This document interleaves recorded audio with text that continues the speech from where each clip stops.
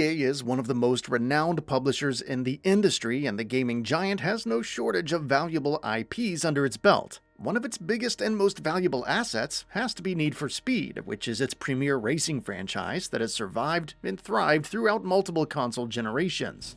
The last game that we saw in the franchise was Need for Speed Heat, which released in 2019 for 8th-gen consoles. And EA has confirmed that a new reboot of the franchise is in the works that's slated for a 2022 release through its quarterly earnings report. But what we don't know at the point of writing this feature, of course, is what the game would exactly entail, what changes to expect from the reboot, and which franchise features will be making a return, and the like. Hell, there hasn't even been any official announcement for the game, which paints a really bleak picture for this much-anticipated reboot. To that end, we can't help but ask the question, what the hell is going on with Need for Speed 2022? To really understand what's going on with Need for Speed, we need to go a little ways back. Before Need for Speed 2022 was the next big game to be released by EA, there was Battlefield 2042, which endured a turbulent development cycle due to the pandemic. As for the case with multi-studio conglomerates like EA, the publisher assigned DICE, the developer on Battlefield 2042, many support studios to distribute the work and hopefully manage to finish the game to make it in time for expected release dates. Criterion Games, the talent behind many of Need for Speed's biggest hits, was also one such support studio, which was also simultaneously working on Need for Speed 2022 alongside providing support for completing DICE's upcoming first-person shooter at the time. Of course, with Battlefield 2042 nearing its deadline, many at Criterion were busy assisting DICE on its work, while its original project Need for Speed 2022 remained on life support by the remainder of the developers, which is something that industry insider Tom Henderson has also reported on. Sure, this might not be the entire narrative, but it's fair to assume that productivity did take a considerable dip at this time, and supporting this statement is the fact that EA has integrated its newly acquired Codemasters Cheshire studio into Criterion Games as a support studio to help finish this highly anticipated reboot. Rumors of the reboot being internally delayed started doing the rounds as soon as news of Criterion assisting DICE hit the internet. However, in the absence of any information surrounding the game, the rumors eventually fizzled out, but then again, we got rumors of a release date being planned for sometime during September and October, with nothing to show for it. Jump to now, and Jeff Grubb of VentureBeat has recently stated that the game may have been delayed from its planned release of November to sometime in December, so that leaves EA with less than a handful of months to spare between a reveal and a release, and we still haven't received any reveal trailers or anything reassuring information with regards to Need for Speed 2022.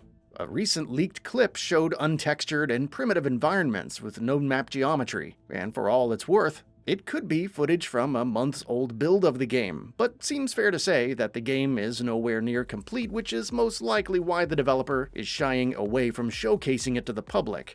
Taking these factors into consideration, there are two paths that EA could take. Either try to crunch and finish the game for release this year, or take a blow to its release structures and delay Need for Speed 2022 over to next year. Before deciding on any of these options, it's necessary that we consider the reports surrounding what the game would entail. Reportedly set in a fictionalized recreation of Chicago, the reboot in question seems to be deviating a fair bit from its roots, with notable elements like drag races and drift events being absent from the game. There's also an anime-inspired style element to the presentation alongside a bustling open world with plenty of NPCs roaming about. Reports of car meet events and minigames have also emerged, and many of these elements have been more or less confirmed with the leaked footage that surfaced recently. So it's obvious that EA is basically trying to capture a wider audience with this reboot. Now, elements like anime-inspired visual elements and mini-games are being added with an intent to bring first-time players into the fold while also making long-time fans comfortable with the changes.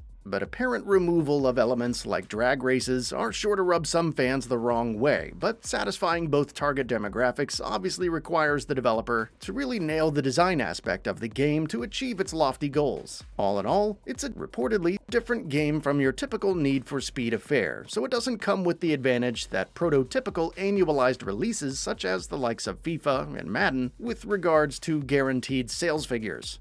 We also have to consider that the game hasn't been shown off in an official capacity just yet, and the developer may have to realign its designs and gameplay with feedback, in case the reception to the changes isn't positive, which wouldn't obviously be possible in such a short time frame. As such, sticking to releasing the game in 2022 just for the sake of it doesn't sound a viable option, both from a player's perspective as well as from a business standpoint. But if Criterion were to be given the extra time it needs to polish the game and retune it according to what the fans want from the game, there's a high likelihood that the game would stand true to its promises and give fans of the franchise what they need and deserve. Need for Speed would be returning after a 3-year-long hiatus, and the fate of the franchise obviously depends upon the critical and commercial reception of this reboot. There's a very high likelihood that EA would put Need for Speed on hold if the reboot experiment doesn't end up well, more so now that it has other offerings in the same space thanks to the Codemasters acquisition, including but not limited to Grid and F1. Though to counter myself, the integration of Codemasters' Cheshire into Criterion does suggest that the publisher does have some plans for the long-term future of the franchise.